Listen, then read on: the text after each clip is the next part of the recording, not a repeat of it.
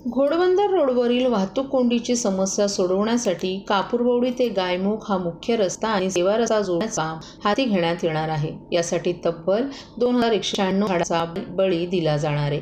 या प्रकल्पात 549 झाडांचं पुनर्रोपणही करण्यात येणार आहे। या प्रकल्पामुळे घोडबंदरची वाहतूक कोंडी सुटणार असली तरी वृक्षतोडीवरून हा प्रकल्प वादात पडण्याची शक्यता आहे। ठाणे महापालिका क्षेत्रात येणाऱ्या घोडबंदर रोडवरून मुंबई, गुजरात आणि इतर राज्यांच्या दिशेने जाणाऱ्या वाहनांची दररोज वर्दळ असते। शिवाय घोडबंदर परिसरात गेल्या काही वर्षात मोठ्या प्रमाणावर नागरीकरण झालं आहे। तसंच या मार्गावर मेट्रोचं कामही जोरदार सुरू असून दररोज वाहतूक कोंडीचा सामना करावा लागतोय। ही समस्या सोडवण्यासाठी मुंबई महानगर प्रदेश विकास प्राधिकरणानं काही महिन्यांपूर्वी घोडबंदर मार्गाच्या दोन्ही बाजूंचे समांतर सेवा रस्ते मूळ मार्गात विलीन करून प्रत्येकी 4 असे एकूण 8 पदरी काँक्रिटीकरण करण्याचा निर्णय घेतलाय। MMRDAनं याबाबतचा प्रस्ताव ठाणे महानगरपालिकेला दिला असून कापूरबावडी ते गायमुख हा 9.30 किलोमीटर लांबीचा रस्ता संपूर्णपणे काँक्रीटचा असणार आहे। त्यासाठी 560 कोटी रुपये खर्च अपेक्षित आहे। महानगरपालिकेनं झाडं हटवण्याची परवानगी देऊन हे काम मार्गी लावावं अशी मागणी MMRDA प्राधिकरणानं केली असल्यानं पर्यावरणासाठी ती घातक ठरणार आहे। बुलेट प्रकल्प, रस्ता रुंदीकरण, मेट्रो आणि इतर महत्त्वाकांक्षी प्रकल्पांसाठी ठाण्यात हजारो झाडं तोडण्यात आली आहेत। दुसरीकडे वृक्षतोडीच्या प्रस्तावांची संख्या दिवसेंदिवस वाढत असून खासगी गृहप्रकल्पांच्या उभारणीसाठी मोठ्या प्रमाणात वृक्षतोडीचे प्रस्ताव सादर केले जात आहेत। शहरात प्रशासकीय राजवट सुरू असून आचारसंहितेमुळे विकास कामं संथ गतीने सुरू आहेत। MMRDA या झाडांच्या बदल्यात झाडे लावायला तयार नाही किंवा झाडांसाठी पैसे द्यायलाही तयार नाही। या झाडांचा खर्च ठाणे महापालिका प्रशासनाला उचलावा लागणार आहे।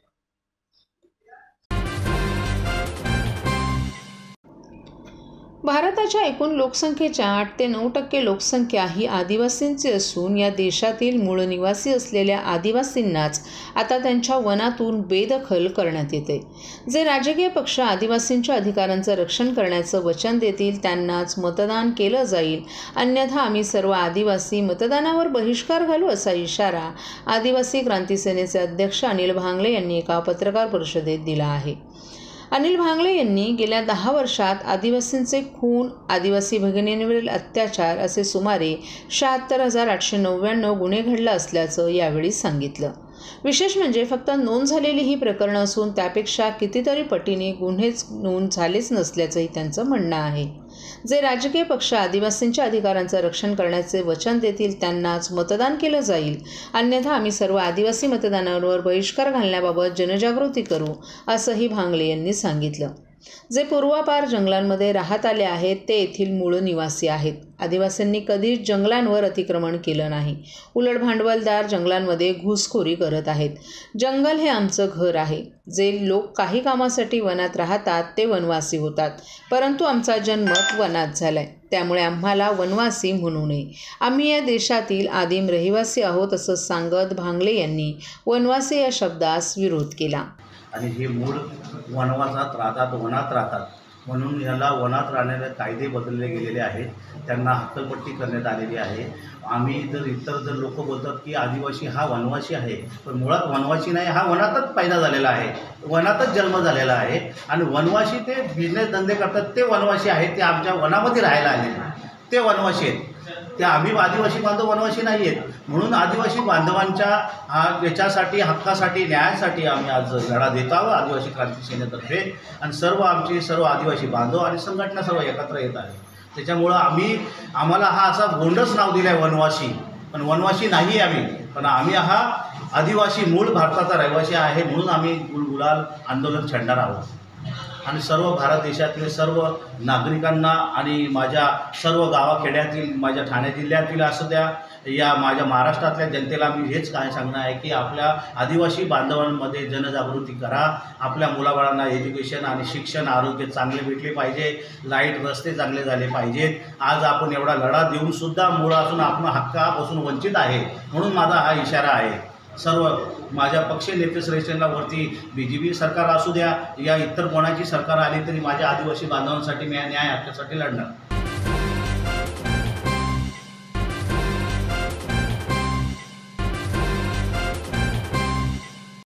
सर्व नागरिकांना आवाहन करण्यात येत आहे की सध्या डासांमार्फत पसरणाऱ्या डेंग्यू या आजाराचा प्रसार रोखण्यासाठी प्रत्येकाने पुढीलप्रमाणे कार्यवाही करावी.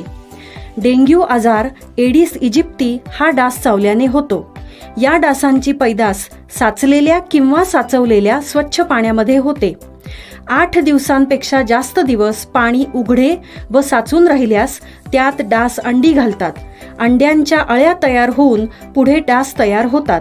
यासाठी आपल्या घरातील पाणी साठे उदाहरणार्थ बॅरल्स, पिंपे, टाक्या, हौद, रांजणे इत्यादी दर आठवड्याला रिकामे करून घासून पुसून कोरडे करून पुन्हा भरावे. 1 दिवस कोरडा दिवस म्हणून पाळावा. पाणी साठ्यांना घट्ट झाकणे बसवावीत किंवा जुनी साडी, चादर, धोतर यांनी बांधून झाकून ठेवावीत, म्हणजे डास त्यात जाऊन अंडी घालणार नाहीत. घराच्या गच्चीवर, आजूबाजूला, अंगणात कोठेही पाणी साचू देऊ नये. भंगार सामान उघड्यावर टाकू नये. उदाहरणार्थ टायर्स, प्लास्टिक सामान, कुंड्या, टाकाऊ वस्तू इत्यादी. अशा सामानात पावसाचे पाणी साठून त्यात डेंग्यूच्या डासांची पैदास होते. घरातील कूलर्स, फ्रीजच्या पाठीमागील ट्रे हे देखील वेळोवेळी कोरडे करावेत. लक्षात ठेवा, नुसत्या फवारणीने डास घनता कमी होत नाही, तर त्यासाठी डास पैदास ठिकाणे नष्ट करणे ही आपल्या सर्वांची जबाबदारी आहे. कोणताही ताप अंगावर न काढता जवळच्या शासकीय रुग्णालयात मोफत औषधोपचार घ्या. अशा प्रकारे नागरिकांनी सहकार्य केल्यास डेंग्यूचा प्रसार रोखणे सहज शक्य आहे.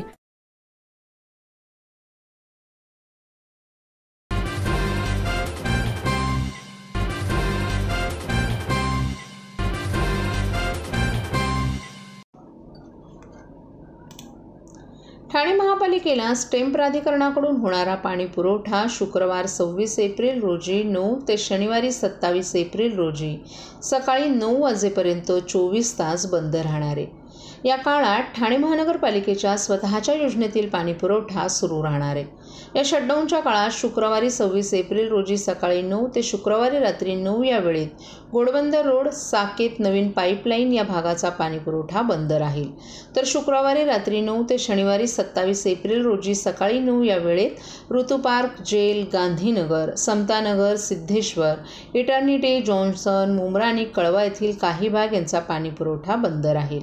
या शटडाऊनमुळे पुढील 1 ते 2 दिवस पाणी पुरवठा कमी दाबानं होईल. या काळात नागरिकांनी पाण्याचा पुरेसा साठा करून ठेवावा आणि पाणी जपून वापरावं असं आवाहन महापालिकेनं केलं आहे.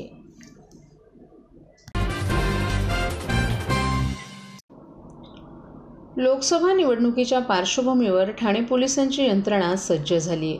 ठाणे शहर पोलिसांनी आचारसंहिता लागू झाल्यानंतर 4000 प्रतिबंधात्मक कारवाया केल्या आहेत. तसंच 155 अवैध शस्त्र जप्त करण्यात आले असून यातील 17 कार्ड्स आहेत.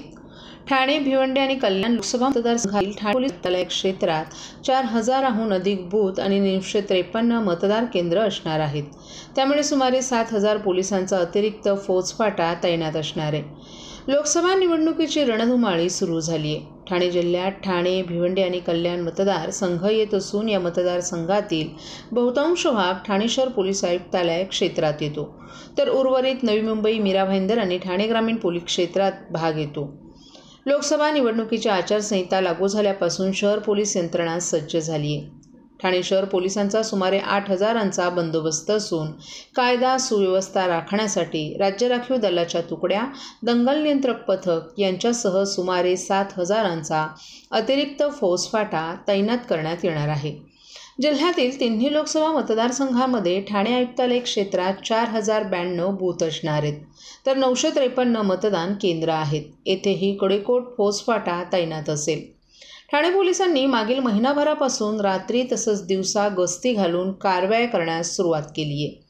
संशयास्पद व्यक्तींची तपासणी सुरू केली आहे. या कारवायांमध्ये पोलिसांनी 155 प्राणघातक शस्त्रास्त्र जप्त केली आहेत. यामध्ये 17 अग्निशस्त्रांचा समावेश आहे.